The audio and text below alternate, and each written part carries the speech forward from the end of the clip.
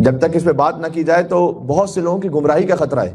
ایک جگہ ہم نے ایک کیپشن لکھا ہوا دیکھا جس پر ہماری ہی کوئی صاحب گفتگو کر رہے ہیں، بظاہر ہمارے ہیں، باقی تو اللہ جانتا ہے، کہ کربلا کے شہیدوں میں ایک سنی شہید لکھا تھا۔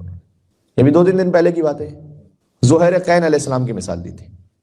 میں کہتا ہوں حیا نہیں آتی ایسی باتیں کہتے ہوئے۔ زہیر قین کی اس زندگی کو سامنے رکھ کے یہ سوء استفادہ کیا گیا کہ زہیر واقعاً ان خلفاء کو برحق سمجھتے تھے، یہ اس میں کوئی شک نہیں، اس لیے امام حسین علیہ السلام کو وہ اوائڈ کر رہے تھے، امام سے ملاقات نہیں کرنا چاہتے تھے، یہ سب تاریخ میں موجود ہے۔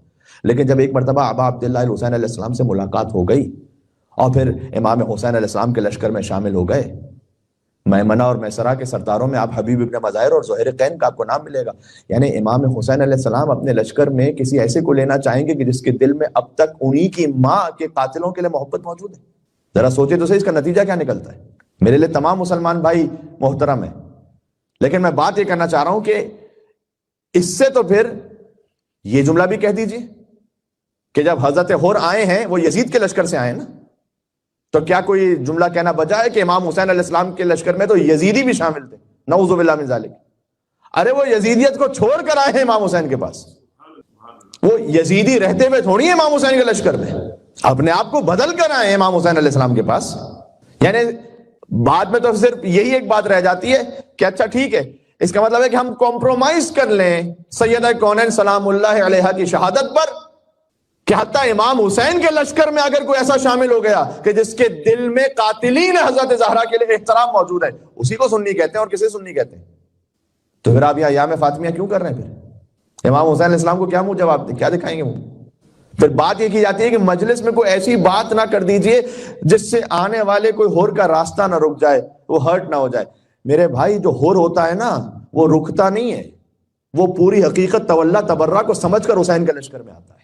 پھر بات یہ کی جاتی ہے کہ مجلس میں کوئی ایسی بات نہ کر دیجئے جس سے آنے والے کوئی ہور کا راستہ نہ رک جائے، وہ ہرٹ نہ ہو جائے۔ میرے بھائی جو ہور ہوتا ہے نا وہ رکتا نہیں ہے، وہ پوری حقیقت تولا تبرہ کو سمجھ کر حسین کے لشکر میں آتا ہے۔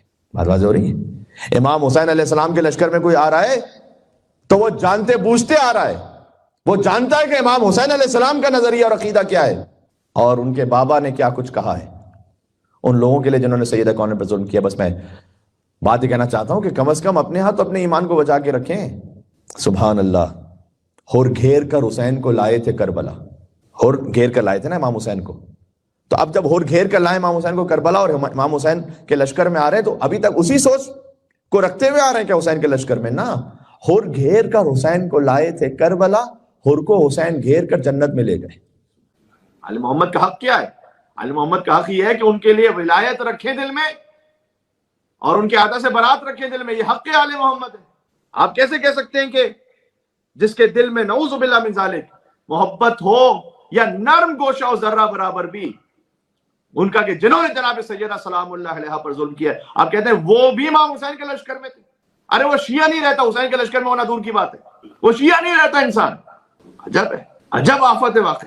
آیت اللہ حسن زادہ آمولی کا ایک جملہ نقل کیا جاتا ہے کہ انہوں نے یہ کہا تھا کہ اگر بی بی سیدہ سلام اللہ علیہا کے حق کو پامال کرنے والوں کے لیے ذرہ برابر بھی محبت چھوڑ دیجئے، کسی کے دل میں نرم گوشہ آ جائے نا تو وہ مقام ولایت سے گر جاتا ہے۔